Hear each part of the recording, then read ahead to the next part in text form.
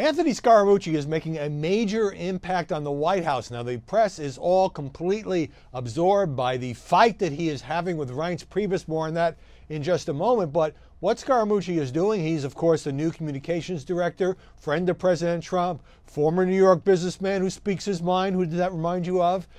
Is much deeper and much broader and potentially has longer-term implications than just getting into a feud with another senior White House official. So the backstory here is, Scaramucci said in many interviews that he is going to crack down on leaks because this is a very leaky White House, and some of these leaks from inside the mansion are really damaging to the president.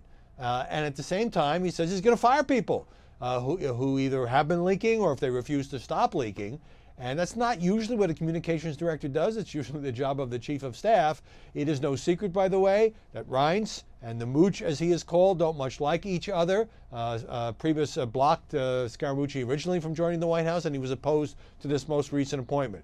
So when Politico ran a story with the financial information of Scaramucci and how he had made about $10 million from his former hedge fund that he's in the process of selling over the last 18 months, Scaramucci went on Twitter, said this was a felony. He was going to ask the FBI to investigate, and he tagged Reince, insinuating, if not outright pointing the finger, that Reince Priebus was behind this leak.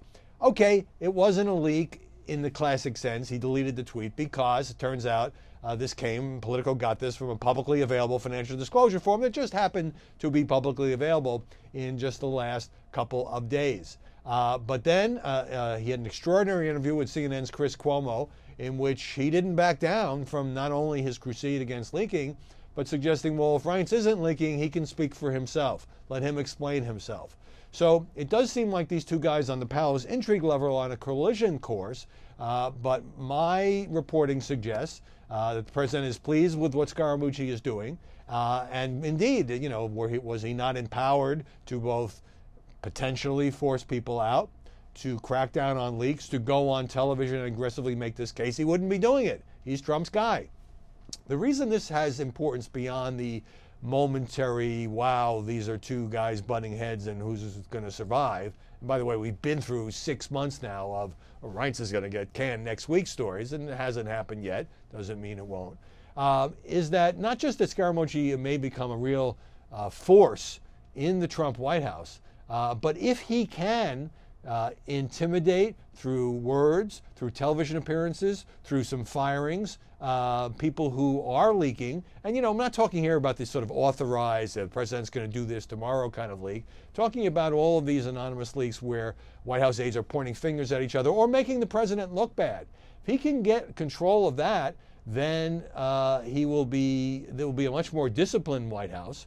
It will be fewer self-destructive leaks, less of the sort of circular firing squad aspect, and a more unified message, because often the message coming out of the White House is muddled because you have so many voices and a team of rivals that has not worked before, many of whom have no government experience.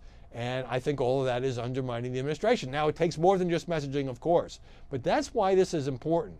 And so a lot of you may not have heard of Scaramucci before, but he certainly has made quite a splash with these television appearances.